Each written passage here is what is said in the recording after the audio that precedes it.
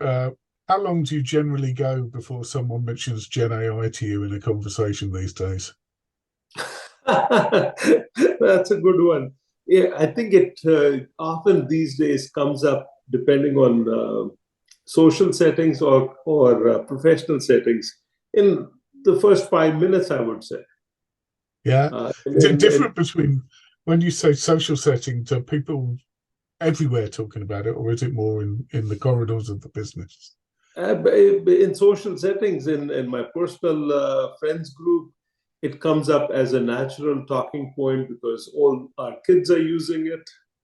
And those colleagues themselves are also going through their own changes, if you will, in terms of are all jobs going to get eliminated? And that is a fun topic to always, pontificate on.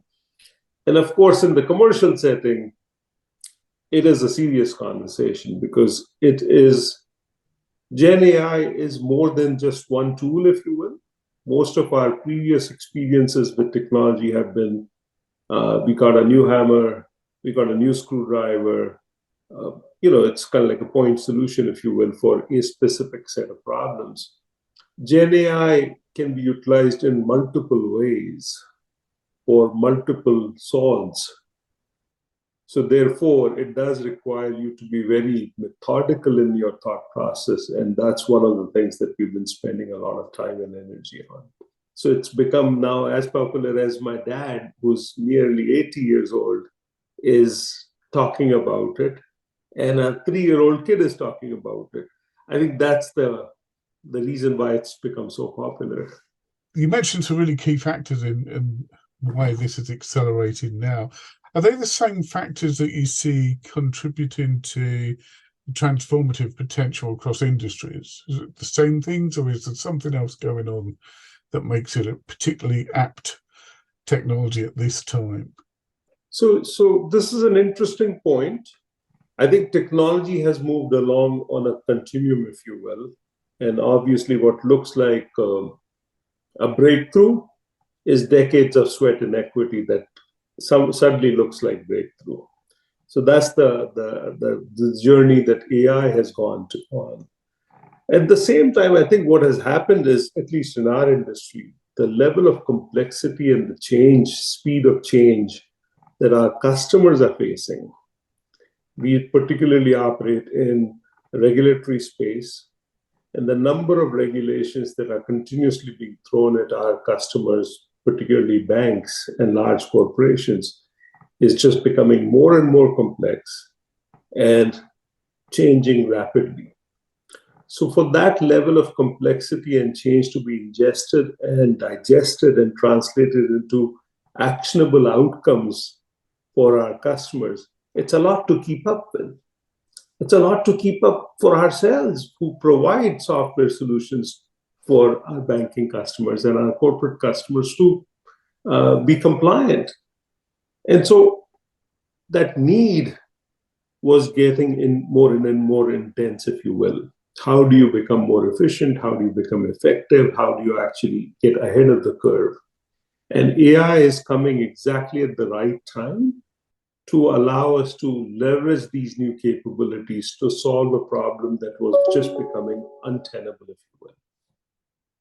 What lessons have you learned from your activities with it to date, particularly those that are perhaps helping you understand what you can and can't do with Gen AI? So we are utilizing a framework approach to thinking about the problems and the definitions where these new capabilities can be applied.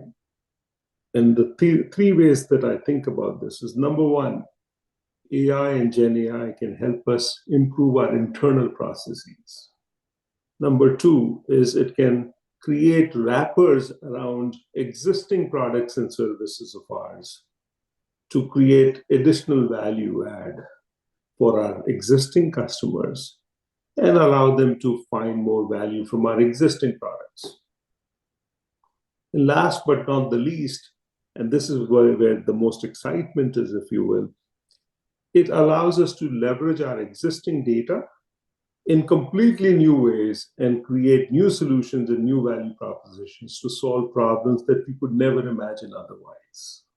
GenAI in particular is going through its own maturation phase right now, that we are particularly focused on leveraging it more for first internal improvements, because that'll give us A, the confidence, B, the assurance, and our ability to actually say, when we expose it to our customers, our internal experts have kicked the tires in the right way and enough that when the customer needs to be right, they can actually rely on our new products and new services that are going to be founded on GenAI capabilities.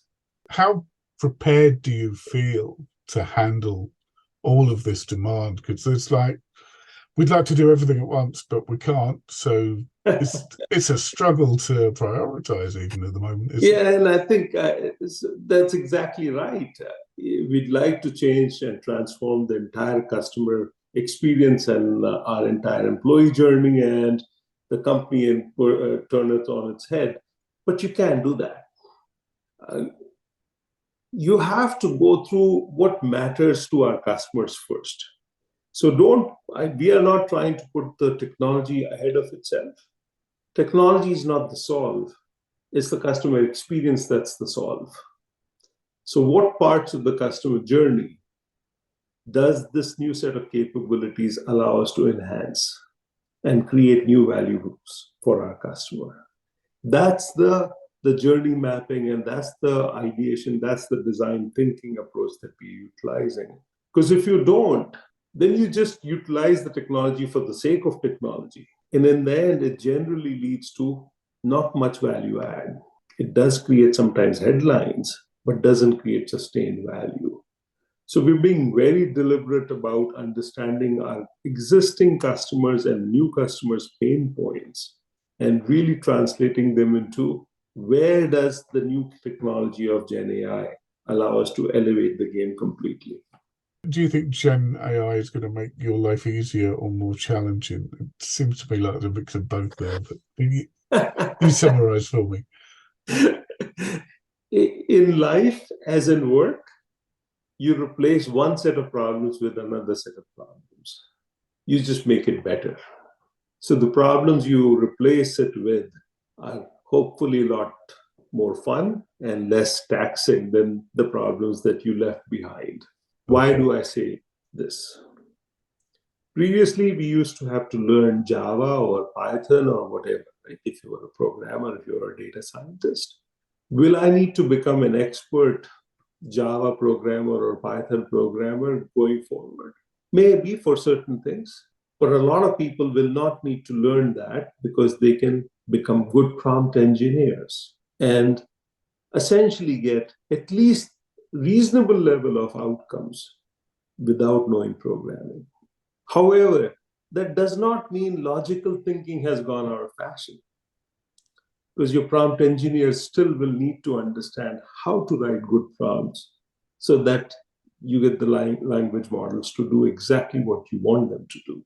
So you've replaced deep expertise in programming with deep expertise in ways of getting the best out of your language models.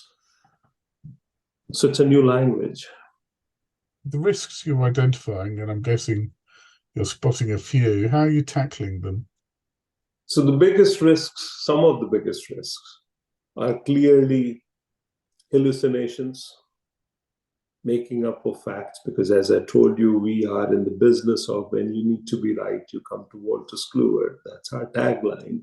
So we cannot afford to have mistakes like that. Attribution, bias, privacy, ownership of data, these are some of the basic foundational elements that we have put in our AI assurance framework.